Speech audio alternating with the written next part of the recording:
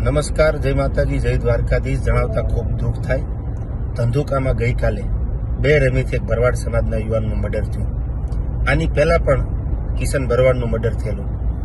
આવી માનસિકતા ધરાવતા જે ન્યુસન્સ છે, હિન્દુ વિરોધી માનસિકતા, તો સરકારશ્રીને અપીલ કરીએ કે વહેલી તકે એમને કડકમાં કડક સજા આપે અને આ પરિવાર જે છે એને ન્યાય આપે. રહી વાત બીજી કે ડાયરા ખૂબ ભેગા કર્યા છે, તો તમારા દુઃખમાં પણ ભેગા છે. ભરવાડ સમાજ જ્યારે પણ હકલ કરે ત્યારે એમના બધાય પરિસ્થિતિમાં ઊભા રહેવાની પૂરી તૈયારી છે.